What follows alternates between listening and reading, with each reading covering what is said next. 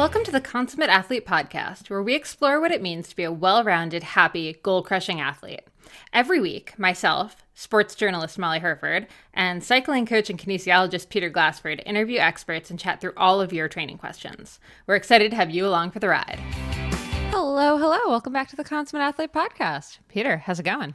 Going very well. We're excited. We're down in California, so the weather is pretty good right now, so we're excited for that. And we're also excited to be talking about bike fitting today. Yes.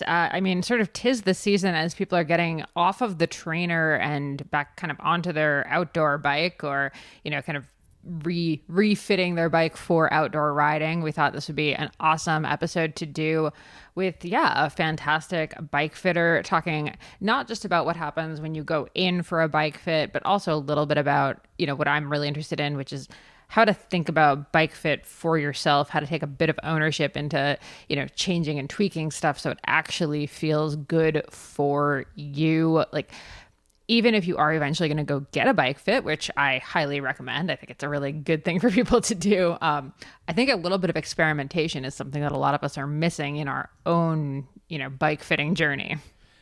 For sure. And so there's those couple different touch points of maybe you're having pain or maybe you're trying to improve performance or just, be a bit more comfortable on the bike. But then there's also, I think that, pre-bike purchase where having a relationship existing with a bike fitter would probably be ideal because they can probably help you figure out what geometry, what measurements you're looking for as far as what size of bike, but then also can help you sort of pick the right one, especially if they're associated with a store like Tim is, as far as buying your next bike. Yeah, and it's funny, I'd actually talked to a different bike fitter for an article recently, and that was one of the big things we were talking about. I was asking about what are sort of the uncommon surprising reasons someone might need a bike fit. And they actually said before you buy a bike, especially now that so many bikes have online ordering, even buying used bikes, it's really helpful to know sort of what your range is, what your options are. Yeah, and it's hard. A lot of the companies will have size guides, which are generally pretty good, but we're all different humans with different flexibility and different proportions. So sometimes just taking an inseam measurement for your leg maybe doesn't account for the fact that you have really short arms or something like that. So I've seen more and more missized bikes, it seems like recently, just as the different size and every brand has different medium, large versus measurements. So it is nice to have someone to sort of partner with on this big, increasingly large cost of getting a bike. So I think that's a really cool aspect, a thing you could add into the purchasing and the maintenance of your bike riding. For sure. And again, bike fitting or having a bike that fits you well is for everyone. So even if you're, listening to this and you're more of a runner who happens to bike a little bit on the weekends, any of that, you should still feel comfortable and, honestly powerful when you ride. You shouldn't be feeling, numbness or friction or, you just can't turn over the pedals. So, this is something that applies to everyone, not just the pointy end of the stick. Sure. And I think the only other interesting thing, I don't think you and Tim necessarily got into pandemic stuff, but it was definitely a career, a job that was very in trouble and disappeared as someone who refers people to bike fitters, around the world, I guess.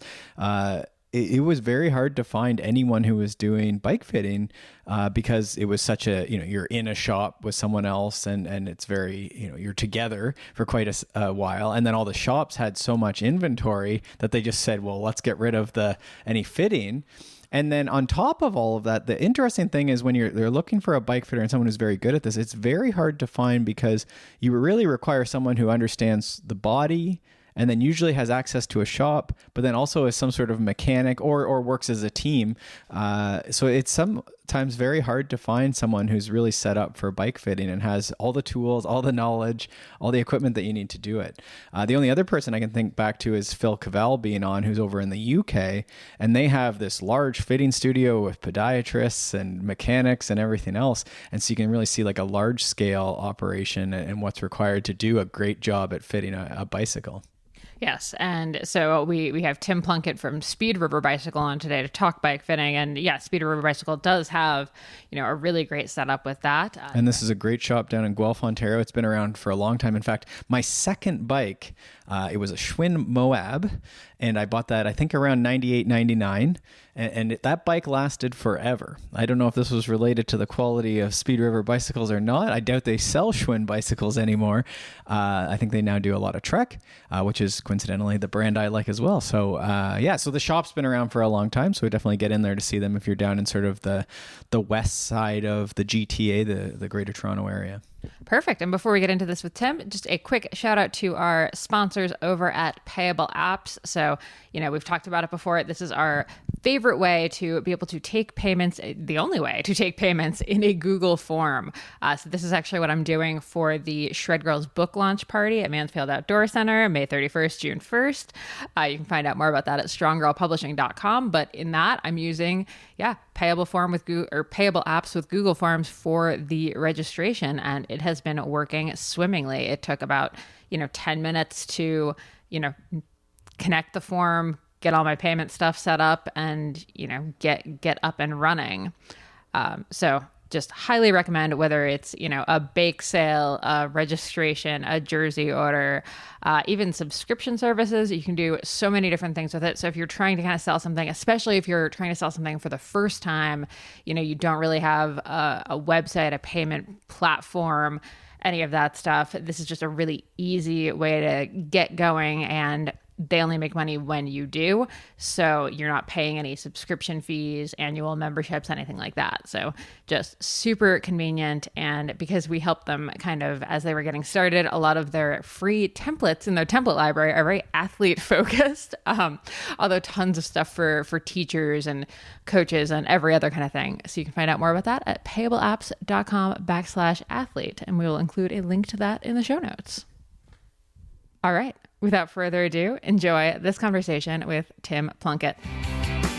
Tim, welcome to the Consummate Athlete podcast. I'm so excited we get to do this. Thank you. I'm excited as well. So, you and I kind of go way back in cyclocross, but I want to know, how did you get into bike fitting? Because, we've talked about this. You were environmental studies. So how does someone who's, focused on that end up, talking saddles all day? I went to the University of Guelph. Well, I came back go way back. I didn't want to go to school. Didn't know what I wanted to do. Took 2-3 years off to work jobs that I did not want to work for the rest of my life. But it was a lot easier to get around on a bike. So I did that. And then I went to the University of Guelph. My wife and I rode everywhere, all winter, all year. Shout out to her. She still does, and she's riding her bike to work today. Yeah. And to caveat this, it is 2 degrees Fahrenheit, negative, I don't even know what Celsius negative today. 29. Negative 29 feels like. Yeah, she's my hero. And so we did that, and there was a bike center there was funding for a thing called the Bike Center at the University of Guelph, and I was lucky enough to be the first employee, and I got to build out the old one and blah blah blah blah blah. Then I met Cosmo, who was my business partner at Speed River Bicycle. And then I got a job there. And then when I graduated, I became a partner there. And at some point, it was handlebars. I don't know if you ever walk through a bike shop, most bike shops, and it's still this way. And so you've got we'll do this round handlebar. And it's the hood's supposed to be like here, and they're all here, and they come from the factory there. And I call it, the easiest thing I call is the double bump. Right? So there's the hoods, and then there's this other bump that just jams your hand. And this is 2006, 2007, something like that. And everyone complained of hand discomfort. 44 centimeter bars, super deep, super long, but they were all in the wrong position. So I started by just repositioning hoods, and I'm like, wow, this helps. And then Trek brought this guy, brilliant dude, Michael Sylvester. I don't know if you ever heard of him. He's from Portland. They hired him to start their first fitting thing. But Michael Sylvester is brilliant. but you cannot use him to create a bike shop fitting thing. Like he was like yoga and intuition and like feel things You're like, and okay, but we like need some measurements.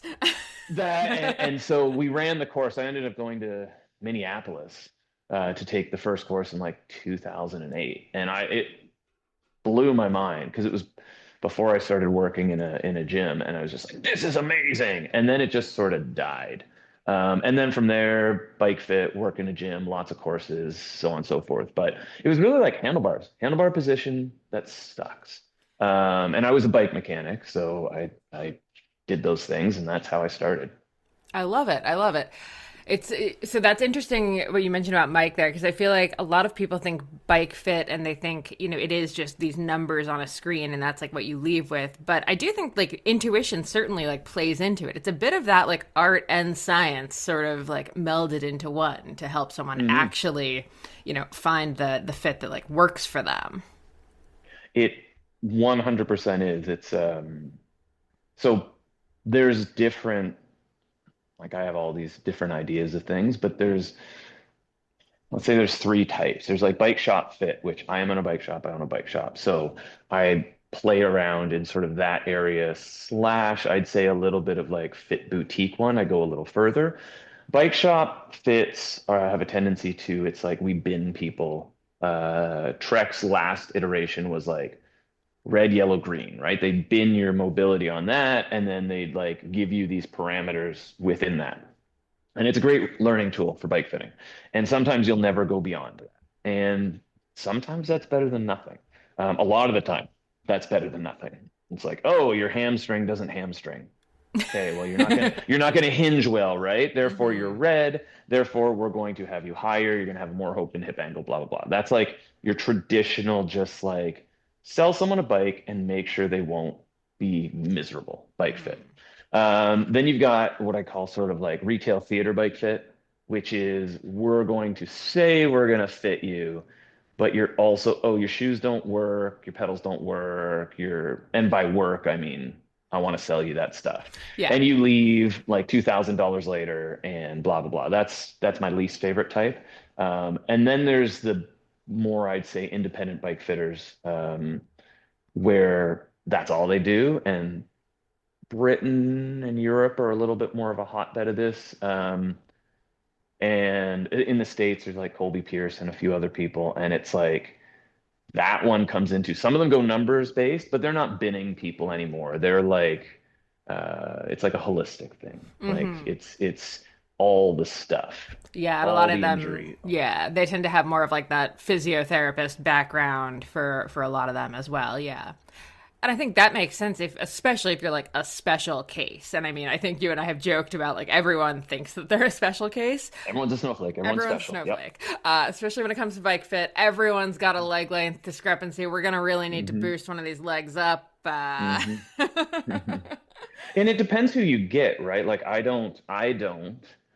would say like the average, like I've worked with Olympic athletes, I've worked with some high-end athletes, I've been privileged enough to work with some younger high-end athletes. So I do work with them. But when you look at the boutique people, they tend to get like the hard cases.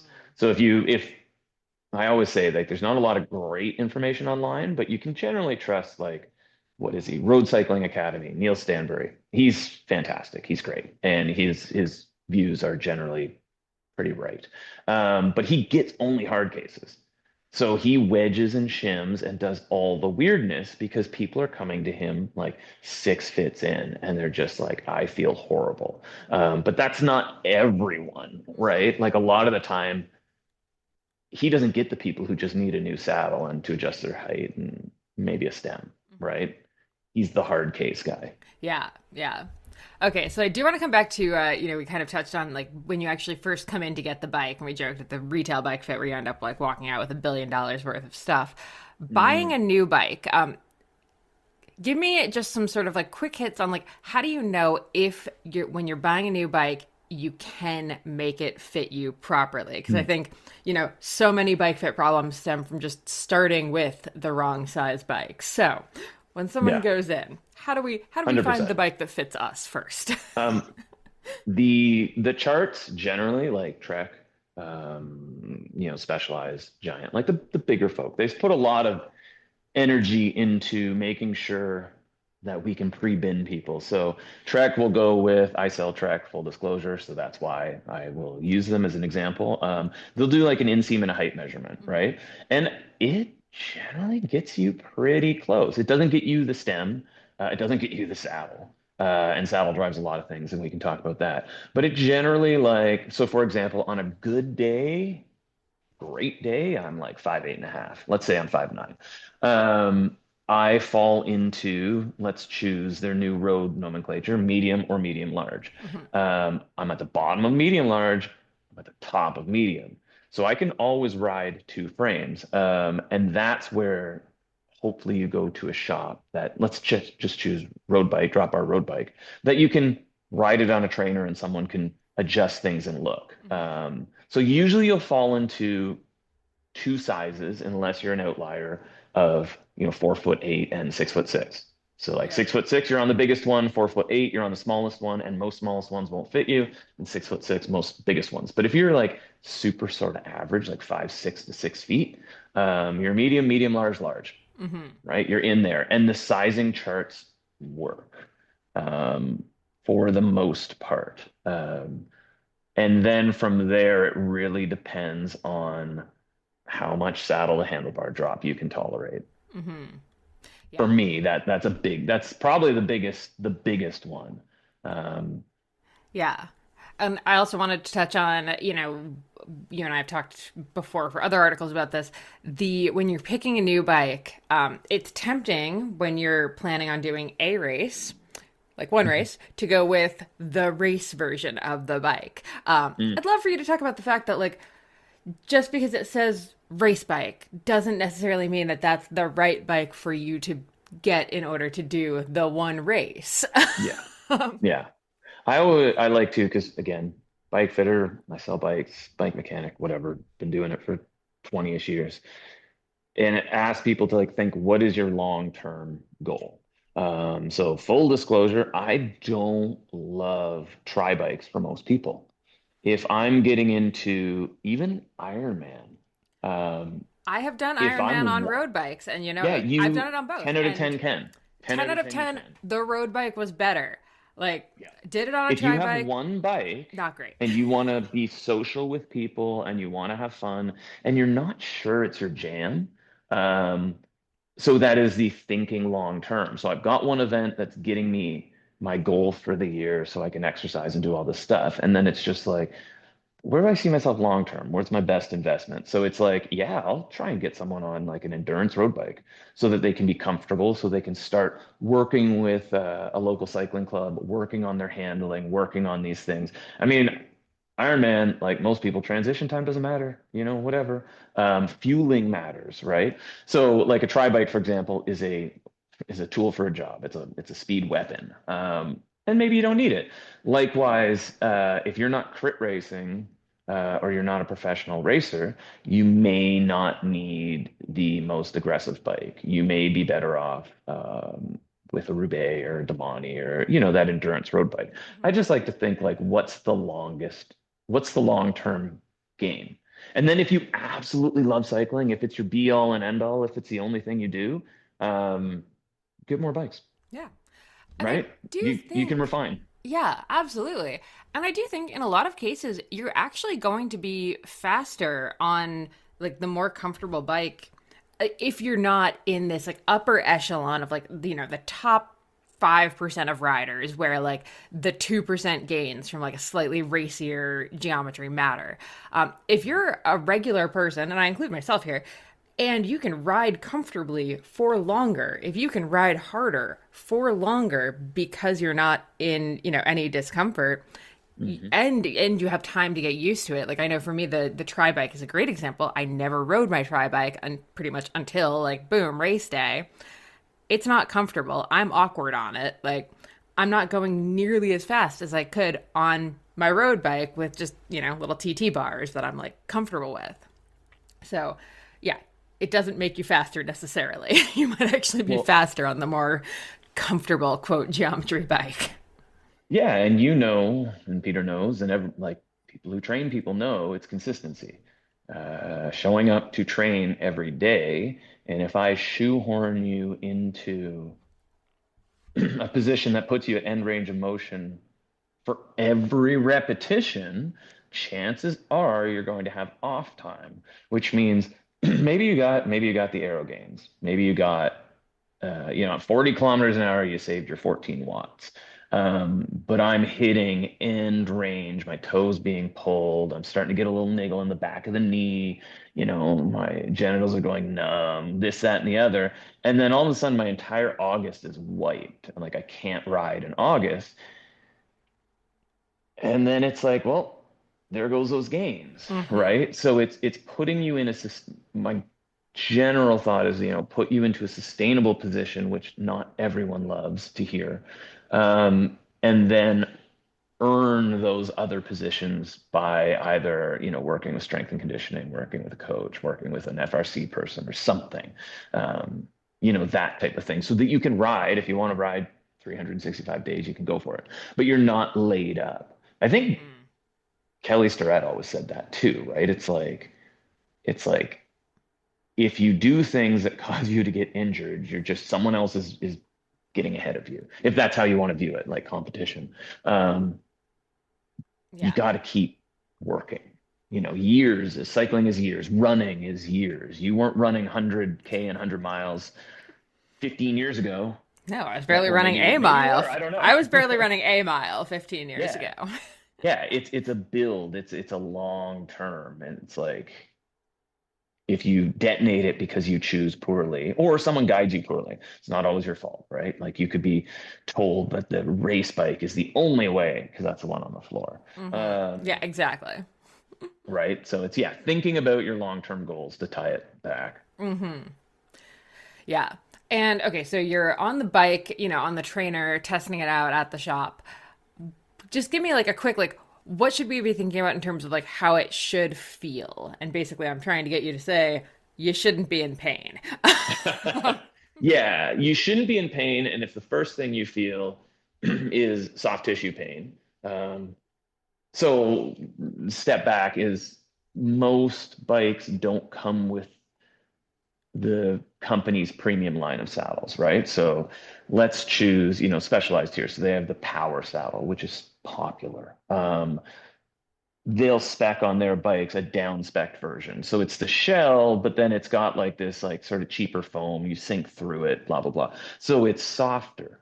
So the hope, I think, I don't work at a bike company, but like I think the hope is it's like you just feel good on your parking lot test ride. Like you feel good, or your trainer ride. But if you immediately feel something like jamming you, you ask the person, it's like, hey, can I trade saddles? We do. And I think most places do now. Saddle comfort is number one.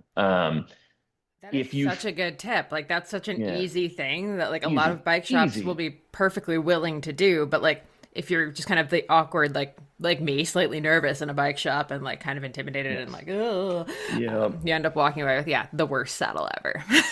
Yeah, you don't want to, I don't know, ask or whatever. I mean, all that they can say is no.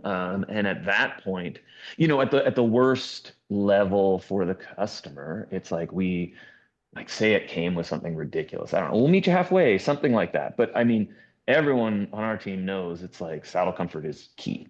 And if you're not comfortable, it's not going to work, and then you're not going to ride. And if we think long term for ourselves in bicycle industry, if I sell a bike and someone doesn't ride, well, they're not a customer, Hmm. and that doesn't help anyone. So, yeah, you should be able to relax. Like if you feel like you're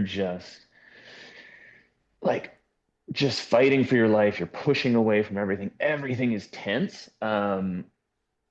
Then maybe things have to change. Doesn't mean the bike's wrong, but listen to that. And it's sort of like, you try on shoes and it's like, oh, are these going to stretch out? Well, no, they're probably not going to stretch out. Don't get that shoe.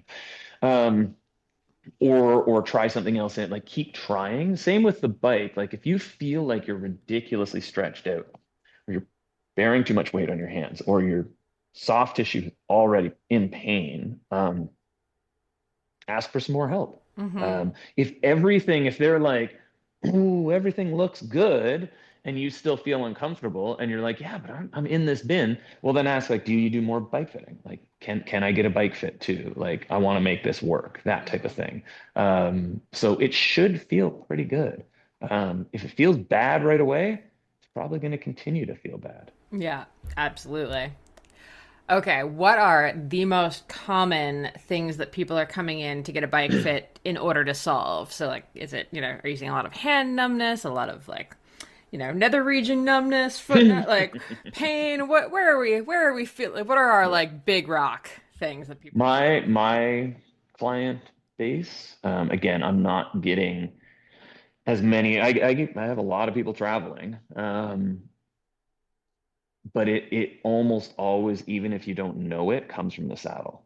And whether it's the saddle is in an inappropriate saddle or the saddle's in the wrong place, it's almost, or you don't even feel the saddle, but your hands are numb. Your hands are usually numb, in my experience, from the saddle, right? You're posting up and just trying to uh, get all the weight off the saddle. So Mm-hmm. most of our clients come in. So I have three levels of fit, like level one, two, three. You're level one and two, and we do a hybrid one because I want commuters to also be comfortable and they also can end up on terrible saddles. Almost everyone in those first three levels are it's saddle oriented. And we're either sitting in the wrong place, it's too wide at the back, it's too domed, it's something. Saddle, in my experience, drives almost everything. Yep, which is why I've ended up writing a book about it. It's why we talk about it so much. Yep. It shouldn't hurt. Shouldn't hurt. Yeah, yeah, and that's how I've started every time I've done one of these talks where we're talking about the saddle stuff. It's always like it shouldn't hurt. You shouldn't be numb. Like there shouldn't be pinching. Nope. Nope. And I think we, especially, I find women especially tend to just kind of assume this is how it is, and that I think ends up taking a lot of people out of cycling because you just kind of assume like, oh, it's uncomfortable, like. Because you look at a Well, saddle and you're like, oh, of course that's going to be uncomfortable. You want me to put my butt on this tiny, like, narrow piece of.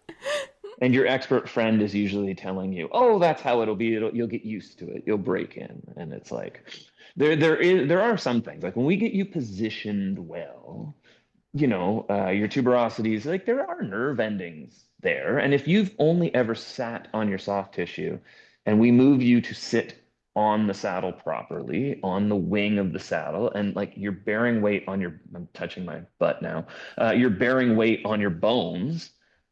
Yeah, if you've never sat on your bony structure, you're going to feel it. And people will be like, "Ooh, I feel the bone." It's like, good. Okay. That's great. Now, some people can't adapt to that. Some people need a different place to sit, but most people, you will adapt to riding on the bone. And some people adapt to riding on soft tissue. Some of the best cyclists of all time, like they sit on their soft tissue. But if I view it in a lens of health, that's not a healthful position. It's a Mhm. bad position. So, yeah. Yeah, we prefer to not do that.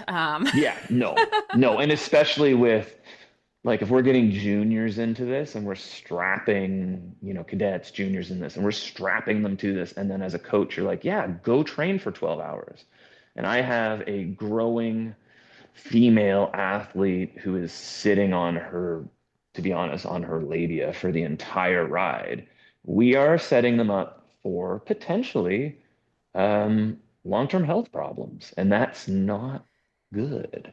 We don't Yeah. want that. And, it's interesting you say that because now more and more, like, former pros are actually coming out and saying that, like, this saddle position for this many years of racing, like, really has done significant damage to nerve endings and, like, literally, like, structural damage. It's not meant to. Um, I mean, a bike is. You interviewed oh, poop midlife cyclist Oh, Cavell, Phil Phil Cavell, Cavell, yeah. right? Love him. So great. And it's like Victorian era contraption, right? That's what he says. Like this is not Cycling is great. Cycling is, I mean, my whole life revolves around it. Heh. Yeah, get it? But it's like it isn't walking. It isn't running. It isn't picking things up and down off the ground. Like you are attached to a perfectly symmetrical object and you are not symmetrical. Therefore, things will be a little odd. Um, we were not meant to sit and move our legs for 5, 6, 7 hours. Doesn't mean you can't do it and doesn't mean it's bad. It just means like you gotta take precautions, and that is having something under you that does not compress and permanently distort your one of your most important areas. Like your legs are connected to the top of your body somehow, and things are flowing through a certain area. And unfortunately for cycling, that's where everything flows. So Yep. we need to be cognizant of that. Yeah. Okay, so talk to me about, someone is listening to this and they're saying like, "Oh, geez, okay, yeah, I really need to fix this." Hmm. What are some things that people can try at home before they come to a bike fitter? Because one thing I've talked to a lot of bike fitters about is they sort of like some bike fitters are, don't touch your fit, like we'll do it. But for the most part, the fitters I know, yeah, exactly, giving me the thumbs down. For the most part, Yeah. the bike fitters I know would really prefer to have someone who's experimented a little bit with different, Yeah. saddle height, saddle foreaft, even different saddles, because that way when they come in, they're capable of giving you a little bit more information. They understand how, tweaks make them feel. Because actually a perfect example of someone who never changed their bike fit, like ever, set the saddle height once and just kind of dealt with it. Hmm. And then the problem is then I go in for a bike fit. I have no idea if it feels better or worse because I really only have this one lens of I've just been riding. I don't know. Right.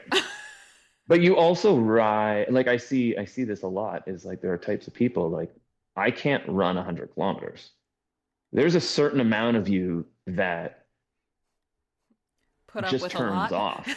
You just block, like you have this amazing ability to go somewhere, and that's an amazing ability. But what it also means is sometimes those people aren't as responsive to what their body is telling them, right? So it's like sometimes the best, sometimes not always, but sometimes the best endurance athletes can have these problems they don't even know exist. So I will say the success in spite of themselves, right? 100%. Um, and it's that ability to deal and cope and muffle things gets you through and makes you much better than myself. I am a constant twiddler, fix, it's just like nothing feels great at any time, right? I'm a in my head type of person. And those are the people who come in and give you tons of information and all of this, and it's wonderful. But they're constantly wanting to toy and play and all that. So go back to your question is, yeah, try things. I would say the biggest thing is if you use an indoor trainer, or just borrow one from a friend if you don't, you do not have to use an indoor trainer, go outside, is film yourself from the side. And if you can see a lot of saddle behind your butt, something's probably wrong. Ooh, I So I like call it, that. yeah, I call it hungry bum. I grew up on a dairy farm, so I have a lot of weird non-scientific sayings for things. But I call it hungry bum, and your butt needs to be basically on the saddle. It needs to be not over the back, not hanging off the back. But if I can see like centimeters of saddle sticking out the back, there are specific saddles, specific tri saddles. This is not okay. It depends. We'll throw that caveat out there. But if you're on a traditional road saddle, so I'm on a Roubaix, a Demani, a Defy, something like that, I've got a normal amount of drop from saddle to handlebar, and I can see a third of the saddle sticking out the back, something's wrong. That's not normal. That's not going to be good. You're probably going to be sitting on the nose of the saddle. That's a really easy one. If you can have someone film you from the side, watch your feet. If your toe is snapping down in plantar flexion at the bottom of every single pedal stroke, it's probably too high. Those two things go hand in hand, right? If you're too high, what's the easiest way to move lower? Move forward, right? Forward is down, back is up. So you might love sitting back on the saddle, but you've got your saddle jacked so high that you just migrate forward, right? You typewriter, bing, bing, bing, bing, over and over. So two easy ones are, do you see saddle hanging out the back? Is your toe snapping? And if you see those things, lower the saddle. That See is what happens. great. I love that. Yeah. Most people are too high. It's most people set up their saddle too high. It's very noticeable, I think, when someone has their saddle too low, but it's not nearly as obvious when someone has their Yeah. saddle too high. Yeah, I always think of that Simpsons episode where the guy gets out of the car and, are you mocking me? And he like unfolds himself from the car. It's like big man or big woman, little bike type of thing. We don't see that. I don't see that a ton because for some reason, popular cycling culture is like higher is faster, higher is better, Mm, which is not necessarily true, and it's not true at all. But we gravitate to higher. yeah. I think I've heard it's Colby Pierce. I think his theory is we like triple extension, right? We never get extension, triple, we never get even close to it on a bike. But especially if we come from running, we're trying to strive to open hip, open knee, open ankle. Therefore, we're going to jack it up until it feels a little bit more like walking and running, which that makes sense to me. So I'm going to run with that one. That's why we tend to go a little too high. Mhm. Whatever it is, saddle height drives a lot of it. So, And aesthetically, it just looks cooler when your seat's really high. oh, yeah, chop it and drop it. And, lots of drop. Yeah, like You when need it at looks least super 20 centimeters of impressive. drop. Yeah. Yeah, or you're not cool. Yeah, exactly. I do think cyclocross probably is what saved me from like never having a major saddle height thing because in cyclocross, you have to jump back on that saddle. So you really don't want it to be any higher than it needs to be. Yeah, and in general, like I seem to remember, gosh, who was it? I think even Jeremy Powers, like a lot of them, like that, the hood rolled position, right? Like Hmm. that's gone away for the most part, I think, but like to accommodate for sort of wacky geometry, you don't tend to get, 130 stems and it's slammed as much because handling is the most important thing. Hmm. Where road cycling, well, handling is really important, but for some reason people don't think of it that way. So they compromise handling with wacky positions and Hmm. yada yada. Yeah. Okay, saddles. Here's my question. Do they wear out? Now, I know, like, obviously, your leather at some point is going to start cracking and, like, that's going to wear out. But, like, what about the rails and all of that? Like, can the saddle actually stop being the right saddle for you? Both, like, actually, Oh maybe yeah. just, can it stop being the right saddle for you, with your body? But also, can it, like, is it like a mattress? You use it for Mhm. 20 years and now it's like the springs are a little funky. Yes, 100%. So I don't have this, but I'm making it to give to my fit clients. But you basically have, so how often do you change your shoes for running? Oh gosh. So I'm a So terrible person how now, often but should they yeah. should do they tell you the What do they say? Like industry? 800K or something, Sure. give or take. Yeah. Something like that, right? So for cycling, it's not just saddles, but we'll go through it. It's like cleats yearly, because cleats can detonate your event, Ooh, right? yeah. Like if they fall apart, blow off your shoe. You don't check your cleat bolts yearly. Insoles yearly, right? All your power is going through that insole. It's depressing, it's compressing, it's blah, blah, blah. And then for saddle, it really depends on the brand and the type. If I have a Brooks, like a B17, um, not really, because I can tighten and extend that and create that hammock again with it. But if I have like a very like a comfy saddle with a lot of compression and a lot of foam, yeah. And it depends on volume and duration and where you're riding, but 2-ish years. Hmm. And you can see the creasing, right? You can look at the side of your saddle and you can see where you sit and where it creases. Like I've had people come in and they sit right on their soft tissue and it's a cutout saddle and the shell is snapped right in the middle. Yeah. And they don't even know. And it's actually the broken saddle has made it comfortable because it's no longer pushing back up in between their legs. It's a hammock now. So you want to inspect your equipment.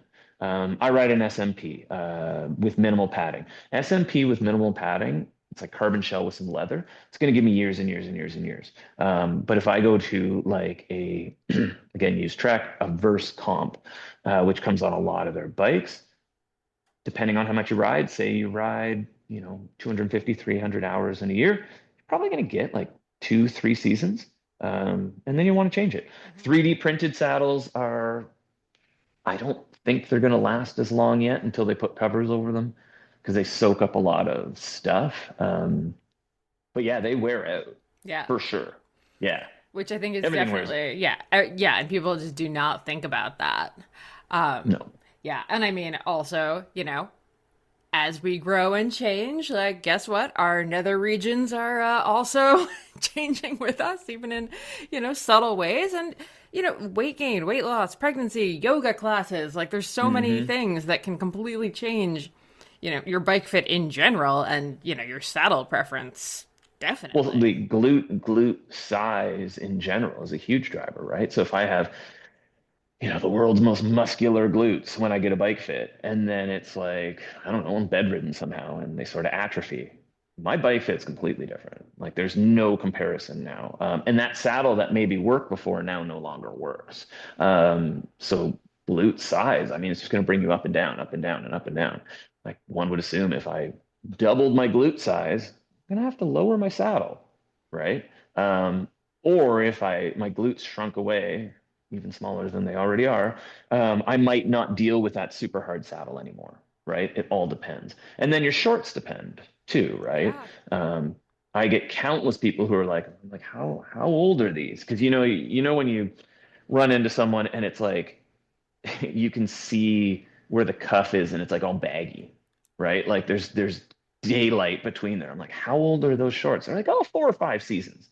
Like, no, no, Yeah. that's not good. That's bad. That is bad. Shorts wear out, Yeah. and then saddles feel like they wear out, and then so on and so forth.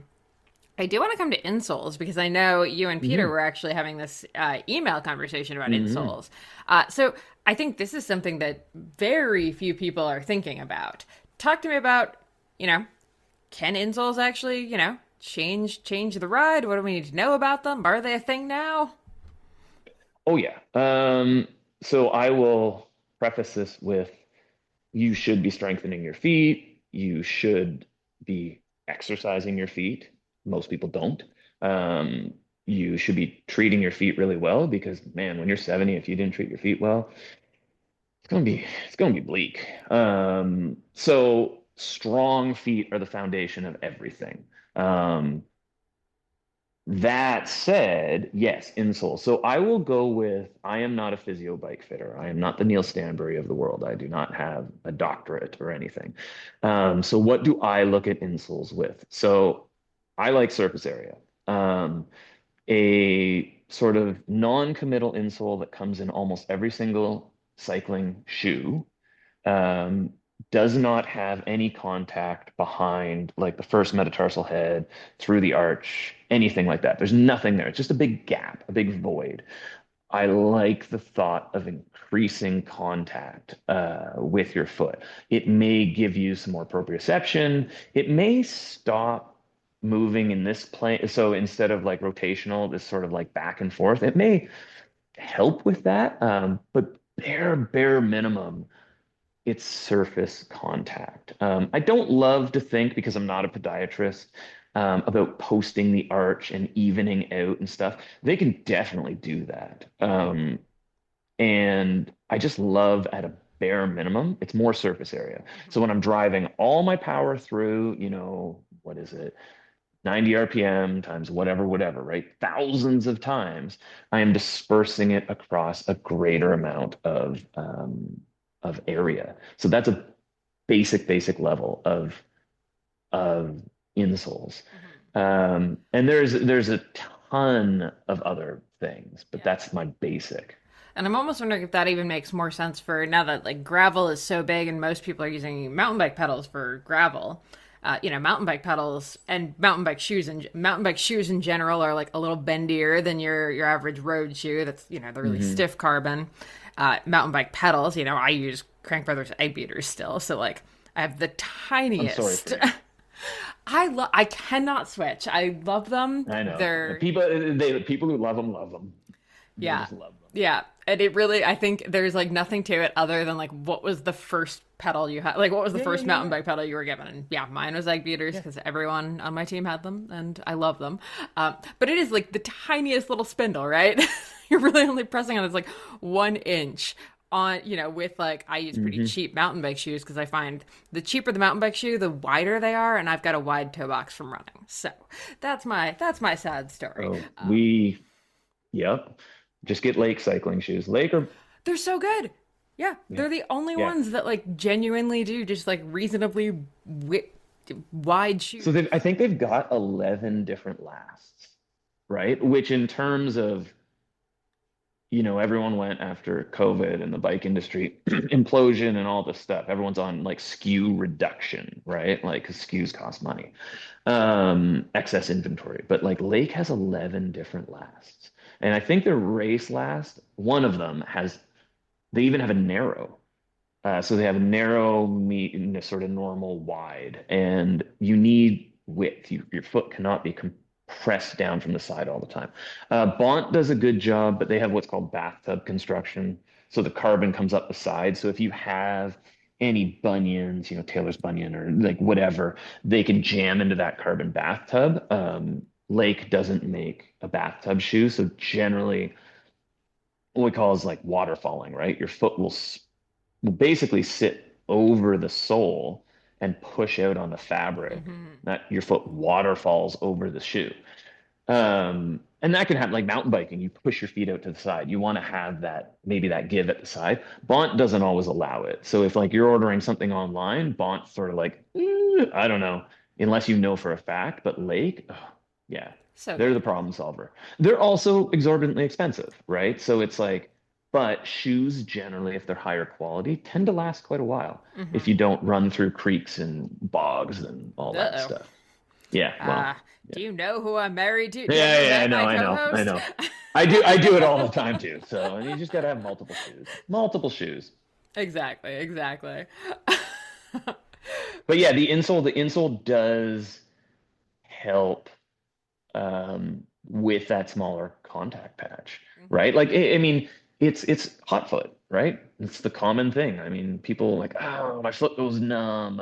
Now, a lot of the time, the numbness I do believe comes from narrow shoes. Either narrow shoes or the toe box is not um, toe shaped, Hmm. right? So I've got like an Italian dress shoe pointed toe, but I've got a really squared off toe box, and then say my forefoot is like 10 and a half or 11 centimeters wide, and I measure my insole, and my insole is like 8.5. And it's like, well, you're gonna get hot foot because your foot is always being compressed. So that tiny little platform, lack of arch, support or contact combined with compression and then swelling is just it's going to happen. Yeah, absolutely. Okay. So the one that every cyclist is going to talk about it. Actually, we have two types of pain that I want to get your take on before I let you go Hmm. here. And the first one, let's just do it, knee pain. What are the first things you're looking at when a cyclist says my knees hurt? Saddle. So there's medial, there's lateral, there's anterior, you can Google and they'll have the chart, right? And they'll have the chart of like, oh, it's posterior knee pain, it's saddle height, this, that, and the other. But the reality with it is if you sit on the nose of the saddle, so we use pressure mapping technology from this company called GBMIs. It's really cool. It sort of tells you how much of the saddle you're using. So if you're, say, using 50% of the saddle and it's all isolated onto like two toonies worth on the front, your pelvis will always rotate. It just rotate, rotate, rotate. There's no stability. So you're going to go laterally, you're going to go fore and aft.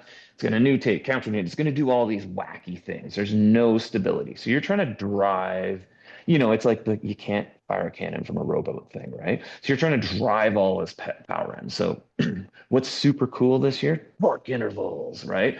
So you're trying to do 50 RPM torque intervals on your fancy Neo, and you have no stability at the pelvis.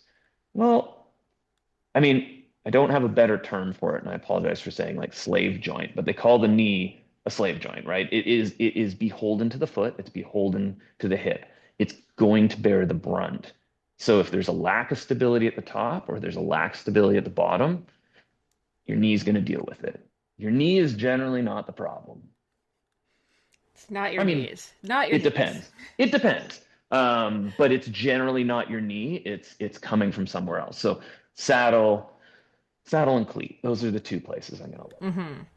Now, I guess replacing the cleat kind of like an easy first step just to kind of rule out that your foot's just like bopping around on the or like shaking around, Well, or are we talking more like if cleat I position? usually, yeah, people will usually pointlessly argue like what's more important, cleat and foot or saddle. And I generally start at the saddle because your foot will be pulled into weird positions if nothing is right up at the saddle. So I'm not going to do like a cleat fitting and adjustment if we're way off up here. But if we're not really way off at the saddle, I will then look to the cleat a little more. But you can see, like, say you take like a 7-degree float Keo cleat or something like that.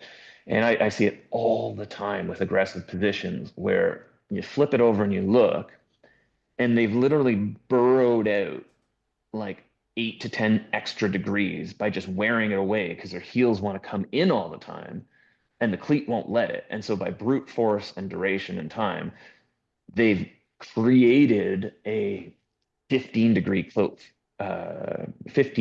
float cleat by just wearing and wearing and wearing.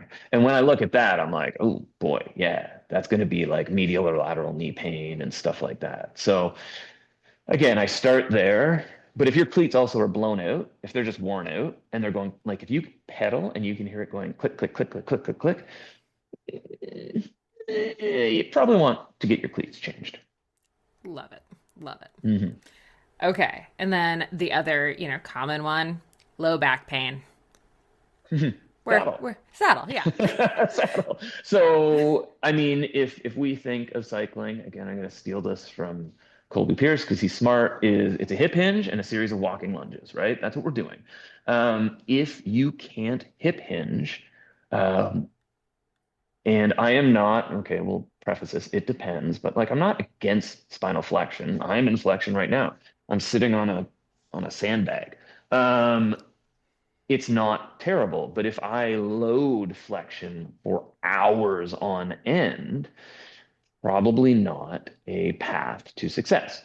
And why would I have like lumbar flexion or something like that? Well, because I cannot rotate my pelvis. If I can't rotate my pelvis and get a neutral spine, then I'm probably going to get some low back pain, or my saddle's too high and my hamstrings are on a stretch, or whatever.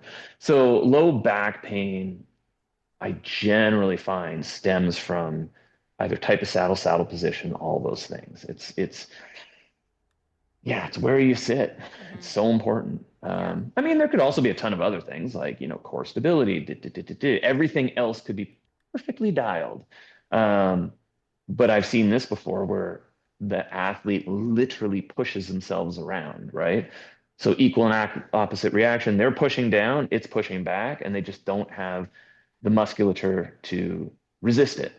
So Hmm. their hips get pushed everywhere, and they're just sort of like Gumby, and they're just waving in the wind, right? So it's like there's a million different things, but the if we have the biggest takeaway is if you're uncomfortable at the saddle, um, or if you're uncomfortable at the hands and you're not paying attention to the saddle, like unweight your hands and see what happens at the back. But if you're uncomfortable back there, not a lot of good things are going to come from it. And it's going to chip away at the lowest hanging fruit, Hmm. right? So it's going to expose your next weak point, right? Whether that's low back, whether that's knee, whether that's foot. Discomfort at the saddle means you're just going to start to load those places. 100%. And that's why we love talking saddles so We darn do. much. We do. And it's not easy, right? No. It can be difficult because saddles are expensive. And then you don't want to go buy a $300 saddle and try it and this, that, and the other. So you just sort of muddle along and you're uncomfortable. Hmm. But You do not need to be uncomfortable. You can fix this. We can fix this. You can fix it. Yes. 100%. 100%. All right. Tim, where can everyone find you, follow you, maybe come in for a bike fit? Tell us all the places. So James and I own Speed River Bicycle. We're in Guelph. I think our Instagram is at Speed River Bicycle. And our website's speedriverbicycle.com, and you can do bike fit booking there. Yeah, that's where we are. We are in downtown Guelph, Ontario. We're not far away from you. We're a very cold distance away, but it's Yeah, very, very chilly distance at the moment. Well, thank you so much, Tim. This has, again, been such a pleasure. So fun chatting. Thank you. Thanks so much for tuning in to the Consummate Athlete podcast. If you want to hear more training, racing, and endurance sport advice, make sure you subscribe to the podcast and leave us a rating and review. You can also subscribe to our newsletter at consummateathlete.com for a weekly dose of inspiration and advice straight to your inbox.